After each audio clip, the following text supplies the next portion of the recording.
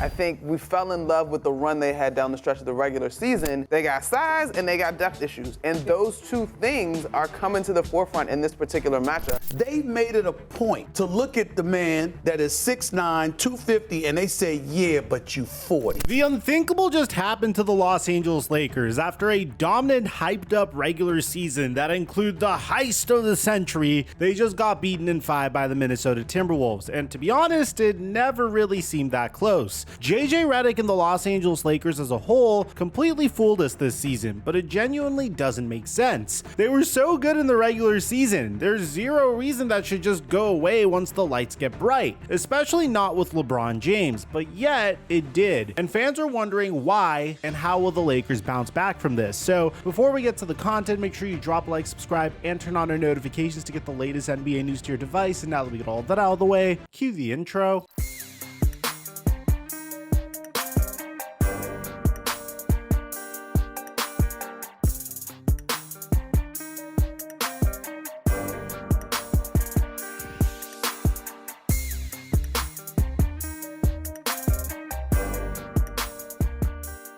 We've been incredible to start the playoffs, hitting on 3 picks to make over $400, and it's gonna get better from here. Use my promo code microphone to get $50 when you make a play of $5 or more on Prize Picks, or just click on the link in the description down below and get my picks through my Instagram at TheFlightMike. And thank you, Prize Picks, for the sponsor. Mic check 1 2 1 2. What's going on, everybody? If you guys remember in my Luka Doncic trade video, I warned everyone that this was a trade that we were making for the future, and in the very short term, it did actually make us weaker. And we're going to show you examples of that in this very video. The Los Angeles Lakers just lost to the Minnesota Timberwolves in 5 games, and it's genuinely appalling how we even got here in the first place. After shocking the entire basketball world by trading for Luka Doncic, it seemed like the duo of Luka Doncic and LeBron James would put them in instant contender status. But Minnesota completely put that agenda to bed. The Lakers looked completely outmatched all series, and there are a few glaring reasons why. However, I think the most obvious issue with the Los Angeles Lakers and the biggest advantage that Minnesota had over them was LA's lack of depth. All season long, depth had been a major issue for the Los Angeles Lakers, but against Minnesota, it became a bigger issue than it had ever been. I mean, JJ Redick had 40-year-old LeBron James playing 40 minutes a game in this series. And outside of 4 guys in their starting lineup of Luka Doncic, who, by the way, also averaged 40+ minutes a game this series, Austin Reeves, LeBron James, and Rui Hachimura, only 2 other players averaged 10+ minutes this series. Gabe Vincent, who was terrible, and Jared Vanderbilt. Their starting center didn't even average 10 minutes, and he didn't even play in Game 5. This was such a glaring issue that JJ Redick literally played the same 5 guys in the entire second half of Game 4. And it even became something that JJ Redick was sensitive about leading into Game 5. Are you saying that because I'm inexperienced and that was an inexperienced decision that I made?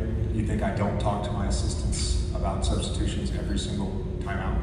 No, I just think there's a lot of coaches lean on their assistants in those situations. As do I, every single time. That's a weird assumption. All right.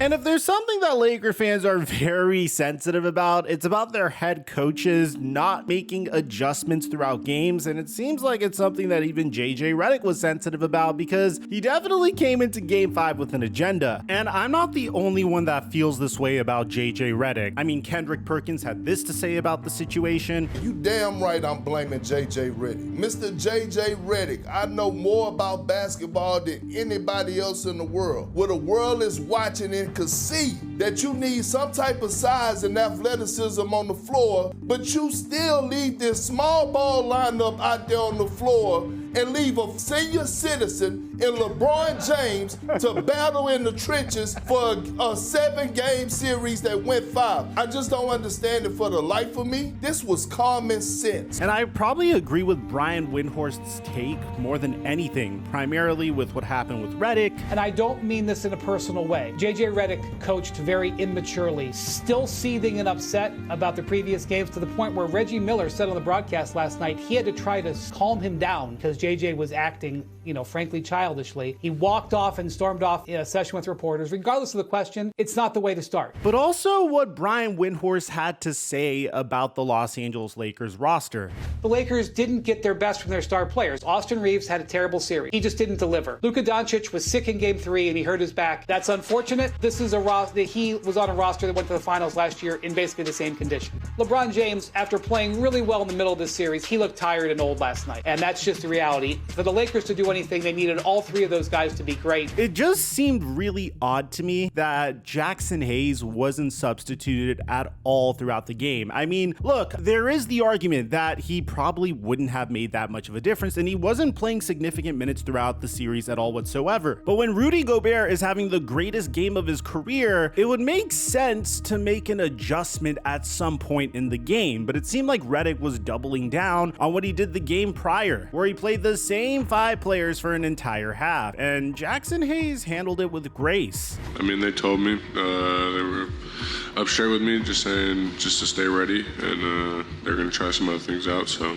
and that's what coach's decision, so I respect that always. Now, the Los Angeles Lakers' lack of front court depth would be a huge topic following the game. And I don't know if LeBron James is trying to throw shade here at Rob Pelinka and the Lakers for the Luka Doncic trade, but I guess you could be the judge of that. You guys started playing a lot of centerless basketball, and that required a lot from you and Doe and Rui and then Vando once he got back. Just from a physical, taxing standpoint, how tough was that for the last 3.5 months to play that style, and do you feel like that caught up at all in this series? No comment. I'll never say that because my guy AD said what he needed, and then he was gone the following week, so I got no comment.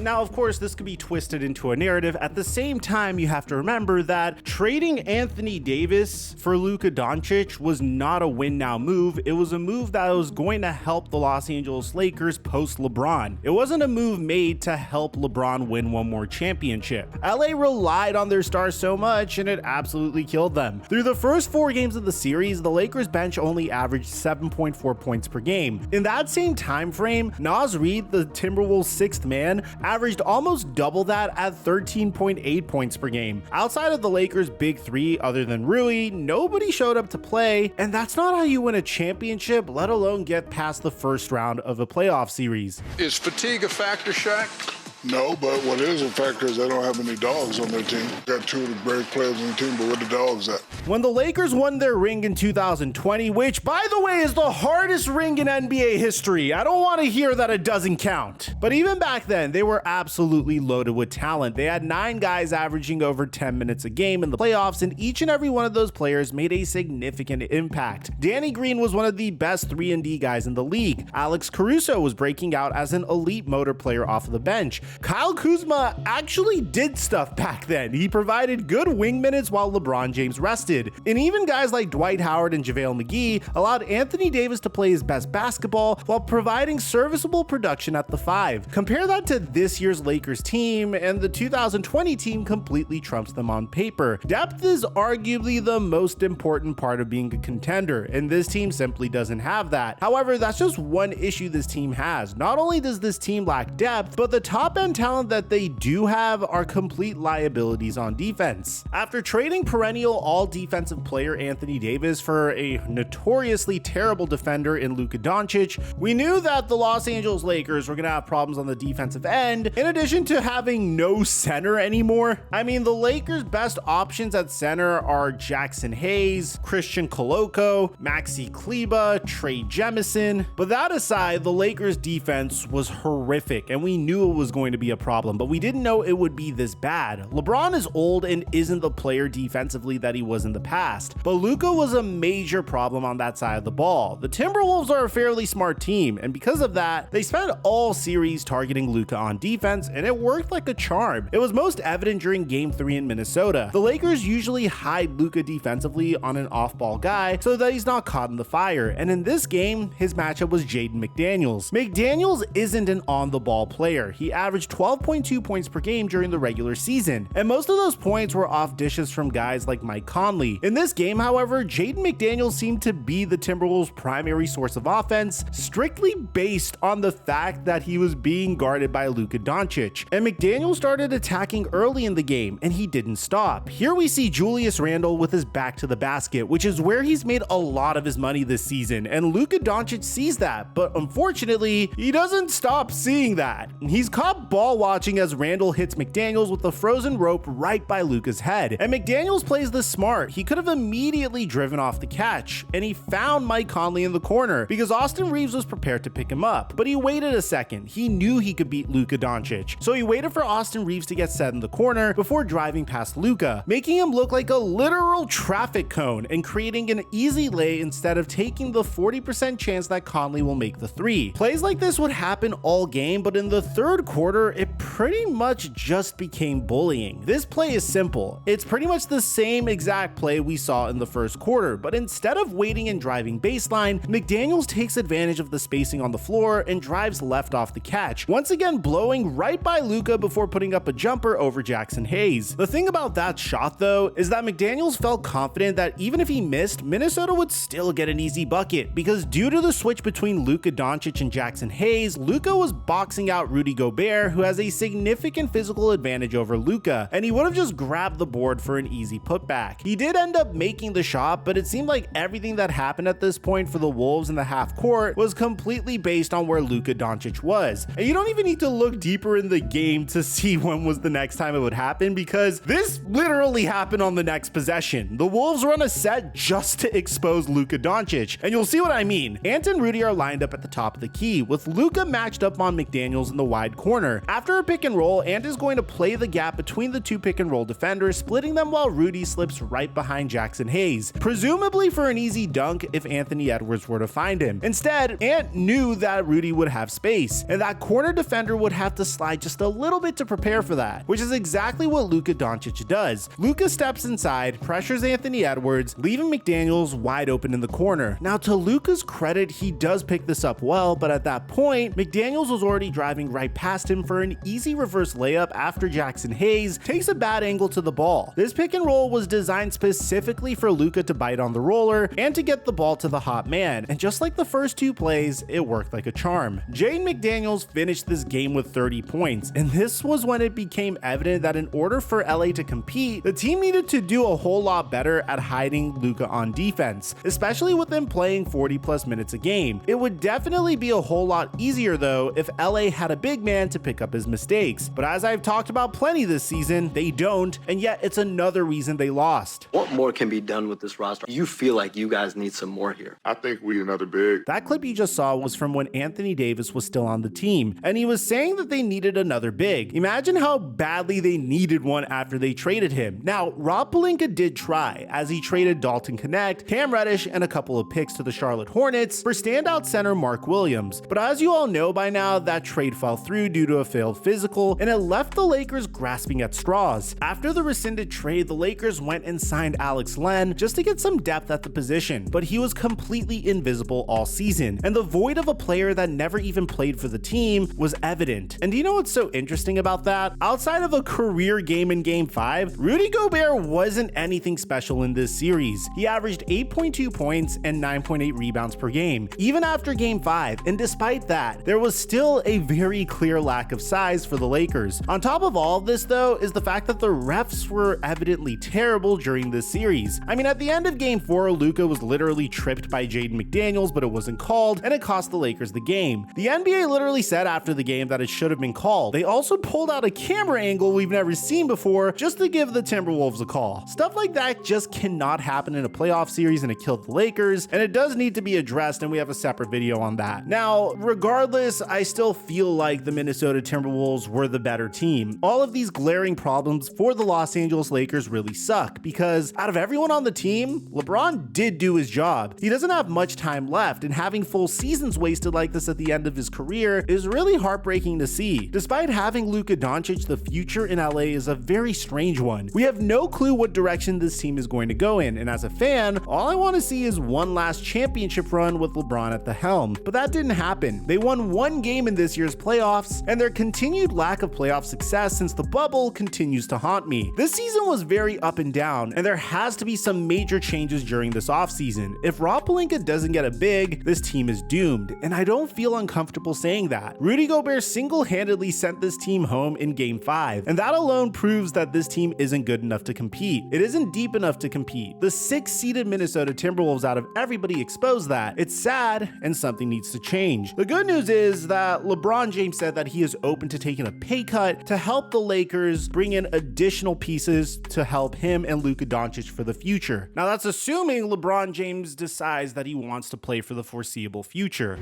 How many more years will we see you play?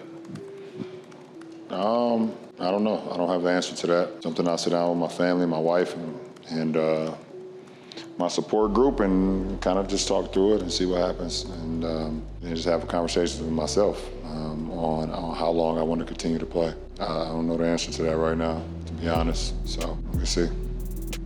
It was very clear that there were glaring holes on this roster going into the playoffs. I didn't think it was so bad that we would be a gentleman's sweep in the very first round, but I do understand why we did end up losing in 5. It is kind of depressing when you realize that the Lakers' finish this season is the same exact finish as last season, losing in 5 games in the first round, but the future is bright with a brand new star to build around moving forward, and personally as a Laker fan, I'm grateful for that. Of course, it's gonna suck sitting down and waiting almost 6 months for Laker basketball, but I truly appreciate the changes that the Lakers made throughout the season and our future. Let me know in the comment section down below, what do you guys think about the Lakers losing in 5? Do you point the blame finger at JJ Redick not playing Jackson Hayes at all in Game 5? Do you point the blame finger on Luka Doncic and LeBron James not playing better defense, or Rob Pelinka for not being more aggressive to trade for a center? Or do you blame the referees and think that the referees screwed the Los Angeles Lakers? Well, we have a video discussing how the referees have been towards the Lakers in this series. I have a completely separate video on that. I'll leave it in the end screen and I'll meet you guys there. I'm your boy Mike, and I'm dropping our mic until our next upload.